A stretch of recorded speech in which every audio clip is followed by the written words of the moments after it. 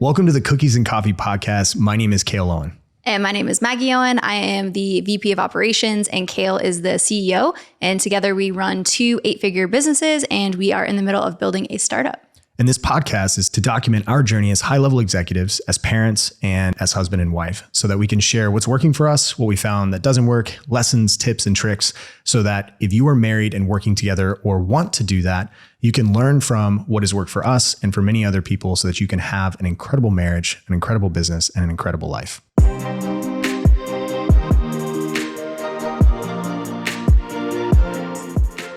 Let's get into it.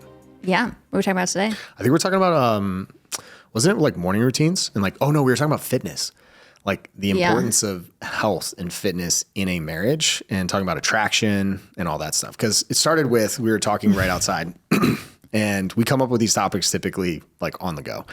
And we were talking about how this morning I've been focusing on getting a little bit leaner, right? And not being quite as fluffy.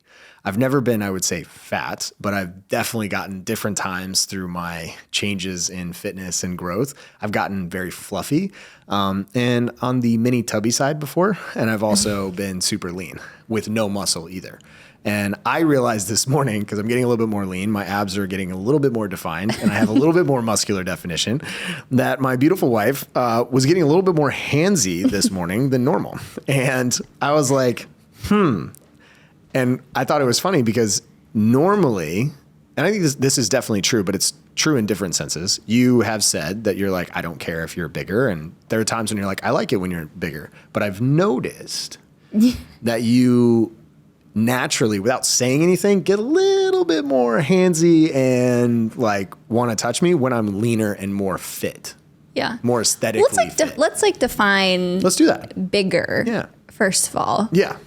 So like never at a point where it was like obese and unhealthy, right? Like I've never been there. Right.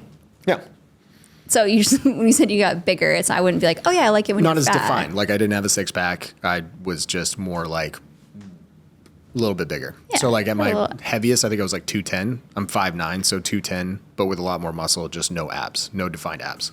Yeah. So from that standpoint, but I have noticed that for you, that if I'm slightly leaner, now that I have more muscle, I should say. Yes. Now that I've gone through the process of adding more muscle, you do enjoy it when I'm slightly leaner. Yeah. What's interesting is that I didn't even I know. realize that. Like you pointed out and I was like, oh yeah, I do get a little bit more handsy when you're more fit, which I think is interesting because it's like inherently, like it's baked in our DNA as a female to want to be with someone that can provide for us. Mm-hmm. And like, you know, hundreds of years ago, that was somebody who could, you know, hunt for you, protect if someone was going to come and, you know, try to take over your village or whatever. I think that's kind of like through evolution still kind of stays with you, where it's like if you have more muscle and you look leaner, you look like you can protect us and keep us safe, which I think just like subconsciously, it looks good, but also you could protect me and provide for me more by being fit versus... Yeah. And there's multiple aspects of that, right? So it's like you want safety and security, and there's a piece of that which is financial, right? Which is a big piece, which I think a lot of women today, and men as well, and just individuals, if they're attracted, especially women, to men who are successful and have money, because there's a piece of security that comes from that. But I think there's also an aspect of the physical side, which is why I think when you see today, when you ask the average woman who's looking for a man, one of the first things they say is they want him 6 feet or taller, which I think is hilarious because it's like this arbitrary number. And it's like, oh, you're 5'11", you're not 6 feet. Oh, you're off the list. Like I just was on Twitter and this person on my feed was like, here's my things that I want for my boyfriend, my dream boyfriend. It's the first thing, not have integrity, not be honest, not anything. The first thing on the list was 6 feet tall. And I was like, congrats, you just eliminated most likely well over half of the male population. Yeah. What I think is interesting about that is, you know, you just did a content piece on why modern day relationships fail, right? And being where they're on too many teams. I think that's part of the problem, right? You create this long list and most of it is attraction based, most of it, or like security based, like financial, looks, height, whatever. And then they're unwilling to give a relationship that could turn into an amazing relationship and partnership long term because they don't want to dive into the loyalty, integrity. It's like they want those things, but they want this other list first. And so then therefore they're going to try to like, this guy will meet this needs and this guy will meet this one and this one will meet this one, instead of just like trying to go all in on one person and develop that relationship. Do you think it has to do some of that with the halo effect? Right? The halo effect is this theory around, and it's been proven in multiple studies, where people that are more physically attractive are seen as more competent, more intelligent, and trustworthy. So attractive people, if you put an attractive person next to what is deemed culturally as an unattractive person, or even to the eye of the beholder, let's say in business, studies have shown that if all things are the same, the attractive person will most likely get promoted, or they'll make more money. And so there are inherent advantages to being more attractive. It just is what it is. Yeah. Because of this idea and this theory around the halo effect. And do you think that's the kind of similar where both men and women, when they find someone that they're attracted to, they automatically begin, because they're kind of blinded by that attractiveness, to assume that this person will have the qualities that they like, or they're willing to overlook certain things because they are highly attracted to them, whether physically or for some other reason? Yeah. Yes, I do think that probably plays a role in it, because I think people are going to probably go for attraction first and then hope the other things work out. And then I think that's where they end up being on multiple teams, or people end up having affairs or whatever, is because they don't have a partner that fills all of their buckets. They just have the attractive bucket. But what I do think is interesting about that, and we were talking about this morning, is that people who are, back to the fitness piece, right? People who are more fit, usually associated with people being more attractive, you automatically assume that person has a high level of dedication, prioritizes their health, probably makes more money because they're dedicated and they prioritize their health and fitness, which is extremely difficult to do. When you think about the hours it takes to work out, to prep food, to just make sure that you can look a certain way, requires a lot of dedication, which a lot of people automatically, by the way you appear, you can just already tell that that person has that dedication. Which is funny though, because like some of the richest people in the world now, take out like Jeff Bezos, who's gotten fit now, and he was never fat, but he was never like someone who looked like he worked out. Now he actually looks like he works out. Shout out to probably peptides and a bunch of hormones that he's on, which I'm not knocking, because I think I've been on TRT for the last 5 years, and peptides are exceptional and they're amazing, especially as you get older. And then you look at like someone like Mark Zuckerberg, actually. So he just posted that he did Murph in 39 minutes with a vest. I saw that and I was like, that's an impressive time. In 2011, I think, they did Murph at the games. He would have placed in the top 5 with that time. And so there's this thing going around, it's like video or it didn't count. Yeah. Because that's elite level fitness. Yes. To do that in under 40 minutes. But he's lean. He's doing Brazilian jiu-jitsu. Like, he's doing all this stuff. And it's very interesting to see that a lot of these individuals, they took the time to build their companies, and they were all in because they realized the ROI of their time during that season of life was to do that. But now they're all in on their health and their fitness, and they're doing that. And I think that there's a point where for a lot of people, they never reach that level of success where they can buy back their time like these guys can. And they just keep grinding and working, especially I can speak from the male side. They keep grinding and working, thinking that's the thing that matters, without realizing that your health and fitness is the thing that will always be with you. Your body's not going anywhere until you're dead. And so if you really want to make the greatest impact in your life and your relationships and show up better, at least this is my opinion, better for your wife and for your kids, is to prioritize your health first. Yep. Which is why I now get my blood work done. At least now goal is 3 to 4 times a year, to make sure that I'm in a good spot and I'm not going to keel over one day. Yeah. I think it's like, that's what's key, right? Is like not, and that's something that we've always tried to prioritize from the beginning to where we are now. And, we're not even at any level as, Mark Zuckerberg or any of those individuals, but it's something that we've aligned on at the beginning. Is like, we're never going to prioritize our health and fitness to get somewhere that we want to go from a career standpoint, because we know it's so important. You're never going to not prioritize? Is that what you mean? Yeah, we're never not going to prioritize it, or we're always going to prioritize it, right? We're always going to make sure that we can get a workout in. It's like, even if it's only 45 minutes, so like our fitness has changed a lot. Like our workouts that we've done, the food that we eat, it's all changed over time, depending on what season of life we are in. But we've never said, okay, this is a season where we don't prioritize our health and fitness. We're just going to work all the time. We always figure out, okay, well, right now, even if we're a little busy, let's only work out 3 times a week instead of 5 times a week or 6 days a week. Or we wake up earlier.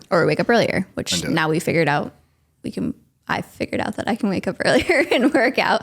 But it looks really different because, I used to compete in weightlifting. It would be a 2-hour workout session. I would have to hit certain numbers, certain percentages. And when I wanted to advance my career, I knew I had to give up one, but instead of giving up altogether, I'm like, okay, now I need to shift the style of workout that I'm doing because I can't work out for 2 hours a day. And I was finding I would have, work would be really stressful and require a lot of me. I'd go to the gym and I'd miss my lifts. And then I'd be like, oh, that was a really shitty day. Like I had a shitty training session. And then I'd be even more upset. And then I'd show up worse at work. I'd show up bad for you and the kids. And so I was like, okay, well, something has to give, and it's not going to be my health and fitness. It's also not going to be my career. So what do I need to change? Okay, I'm going to just get a fitness app and just, it's not, and it's such a different level of fitness, but it was just, we had to adapt, or I had to adapt to what I could do at the time. I think it was taking up too much space. There was a debt that was building up mentally, where it was taking up so much space that it was hard to just, not hard, but it was because this is for someone, you're a high achiever. You expect exceptional results for yourself, especially if you're very passionate about it and you want to be good at it. You know how much time it takes to be exceptional. And if you can't give all of that, it's like, okay, then I know that I can't be exceptional. I'm not just going to dabble in it. Then I'll shift my priorities and I'm okay with being fit and looking amazing. I just may not be able to lift the same amount of weights that I could or compete because family, business, everything else are taking priority.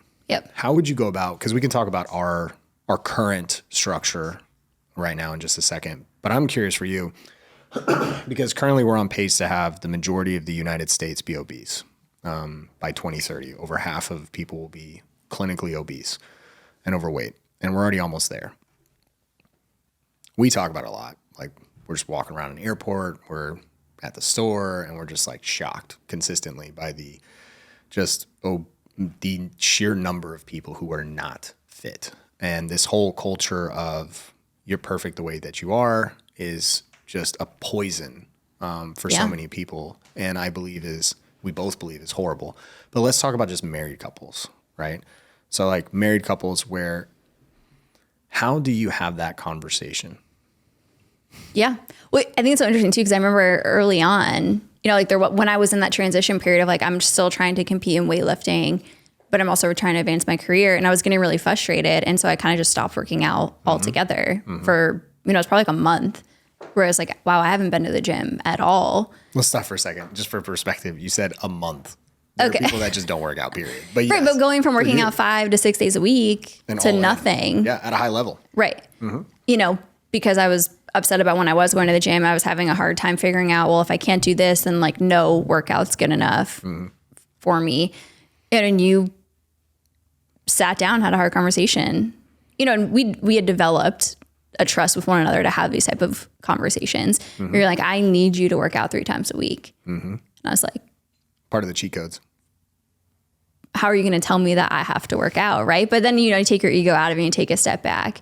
And it's like, okay, well, why do you want me to work out 3 times a week? And you're like, well, you show up better as a wife. You show up better as a mom. You show up just better for yourself. You show up better at work by just doing some type of activity. It was like, I don't care if you do it at home. I don't care if you do it in the garage. I don't care if you go to the gym. I don't care what you do, but you need to work out at least 3 times a week. It can be 45 minutes. It can be an hour, whatever you need to do, but I need you to work out. That was like a huge gut check for me. I was like, wow, okay. You're right. Yourself. I do show up better that way. So I need to do it. That just started a whole other, shift from a fitness standpoint of how am I going to work out? How am I going to fit this in? But, we see it a lot after owning our gym. Well, I'll take a step back. I did that because I know that you love yourself that's such a cliche thing, but like you truly are happier when you do that. Yeah. Right. I do get like that endorphin. Yeah, you are. Yeah, we're opposite. You're on team endorphins. I am not. Which is working out trains you. Yeah, I don't want to talk after I work out. And not because I work out hard. I have like the best ideas and the best. I get so much done. I'm just like post-workout. Stop talking. Yeah. Let's talk about because we've not worked out. We've owned a gym. We've worked with a lot of people when it comes to fitness, a lot of couples, a lot of individuals. We've also seen the sides where their spouse doesn't support them, right? They're not along with that same journey. But they're all in on trying to improve their health. And they genuinely just, on both sides, wives and husbands on both sides, genuinely just crave for their spouse and significant other to have that same passion, or at least begin to start taking the steps. And they talk about how they wish they could do it. And they've had these conversations and it's a battle and all this stuff. Why do you think, number one, why do you think that happens? Why do you think there's like a disconnect where one partner starts on this journey, they realize it, they have this epiphany or this realization, it's like, okay, enough is enough, I need to start changing. And then the other one does not. Why do you think that happens? Yeah, that's an interesting question. I think maybe two different reasons. I think one of the reasons is, maybe they've said they were going to start and do it and they haven't followed through on it, right? They haven't stayed consistent. And so the spouse might just feel like, okay, it's another thing that they're going to do and not continue doing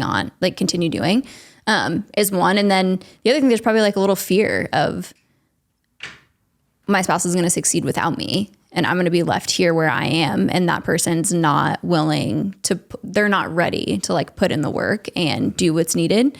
And so there's probably some fear that, okay, well, if my spouse can do it, I can too. Now there's no excuses anymore. And they want to continue to keep having those excuses and sitting there.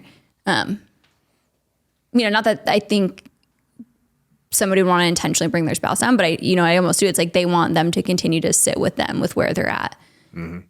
Because they themselves, their own inadequacies and insecurities flare up and they try to keep their spouse at the same level as them to make themselves not feel as bad. Yeah. Yeah. So how do you break that? Like, how do you have that in your opinion? Like, I'm just curious because like, we've talked about this before and like it comes down to communication, having that trust, but it's like, this is, in my opinion, something that I think is not talked about enough. Yeah. Well, I think it's interesting. I think like first and foremost, you have to remember, you made vows to this person, right? If you're married, this is if you're married. If you're not married, like, I think you should not be with that person. You should have that conversation and move on from that relationship if they want to continue to not be there. But this is someone you're married to and you've made the vows. And like you've said it to me before. It's like if you stopped going to the gym altogether, got severely overweight. Like, let's just say I fell into like a deep, dark depression and I couldn't leave the house. Like, I would still love you because we made a vow to each other for better or for worse. It's like we would both support each other and do whatever we could to get each other out of that. But I think that's like, I think you have to just do what's best for you as far as the fitness piece goes. And you have to show your spouse like you can do it. They can also do it. And even if they don't want to come on the journey with you, like you should still do it to prove it to yourself and to show them that they also can do it. And over time, and we see it all the time in the gym, it's like the spouse didn't want to come at first, or they just came with them to the sales appointment. They signed up for the gym and they're like, I'm just here to support them, but they didn't want to do it. And it's like, clearly you both should be doing this together. Like they're both sitting there overweight, in pain, struggling, but only one of them is going to do it. And then, 4 or 5 months later, they're both in the gym and they're healthier, happier, their marriages are thriving, which is best case scenario. But I think that's how you can't force anybody to do anything. Right. And so like making them feel bad about not wanting to work out or prioritize their health and fitness isn't going to help anybody. It's just going to create resentment. And, there's just going to be tension there versus like if you just show up, you work out, you eat healthy food, and you just put in the work, I would say majority of the time, your spouse is going to get on board and want to do it. And it might take 3 months, it might take a year, it might take 5 years. But I think just like showing up consistently and doing the work is going to prove to you yourself and also prove to your spouse that you can do it and they can do it too. Yeah. More is caught than taught. Yeah. I think it's really important, especially for men, is lead by example without trying to pressure your wife into doing anything. Yeah. I mean, we hear that all the time. It's like, how do you get your spouse to work out, or how do you get them to, right. You're not going to make anybody to do anything. Yeah. And you shouldn't have to make them do anything. I used to joke with you all the time about this of like, you were always like 6 months ahead of me on stuff. Not anymore. Now it's like it's pretty quick. It's very even. Yeah. Now it is. If not, you're ahead of me on certain things and vice versa. Yeah, which is how I think it should be. But we saw is like you would make a decision to start getting up earlier to, get reading time in or Bible time or whatever, especially as you started to advance in your career and still want to work out and prioritize family time. It's like the alarm clock got set earlier and earlier and earlier. And I'm like, I'm not going to get up before 7. And once I realized, wow, you can get all of these things in before the day even starts, I'm like, well, I have no other choice because I don't have enough time in the day if I don't do that. Well, it's a perfect transition into like what our current schedule is. Because we get asked a lot of like, how do you do all this stuff? Yeah. Because to put it in perspective, we are currently running 3 different brands right now. One brand is not making any money because it's a startup, but the 2 companies will do over $30 million, well over $30 million this year between the 2 brands. And we have 70 plus employees, different companies, all within the same industry, but different companies. Yep. And we both have to oversee them. We have to answer to a board. We have team members that we need to help lead and grow. And we're married. We have 2 kids, almost 8-year-old and a 5-year-old. Yeah. Have their sports. They're busy. They're in the thick of it right now and they're growing.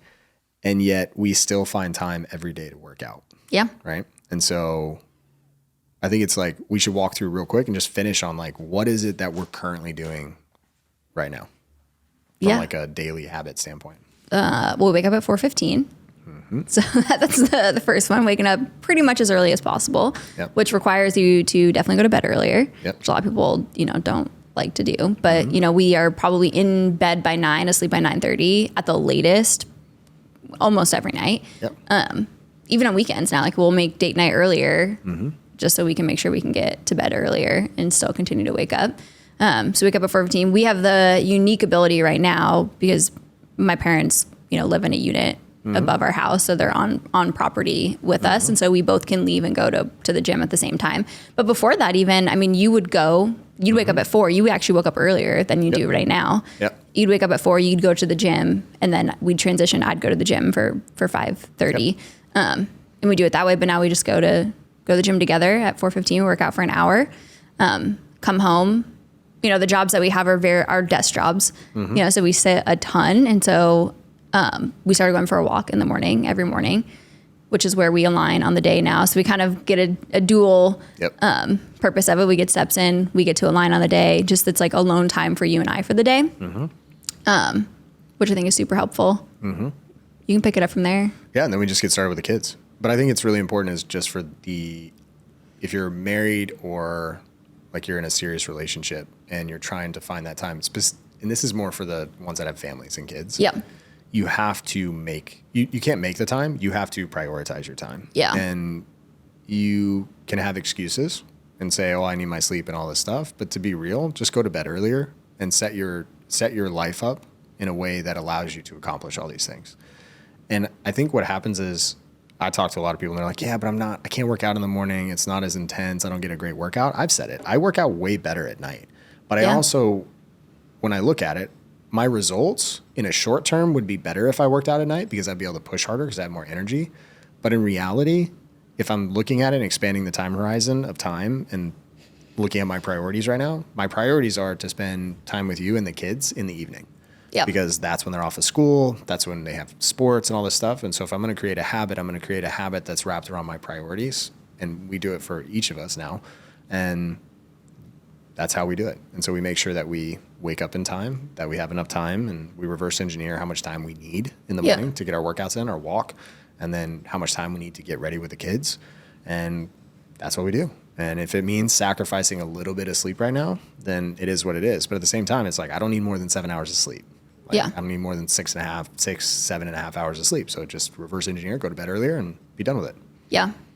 So, and if you can do that, make it happen. You just have to make it happen. You can't, because it's going to be hard, especially if you make that transition in the first week or 2, but then it becomes just like anything else. It becomes a habit and it's easier. You just keep it going.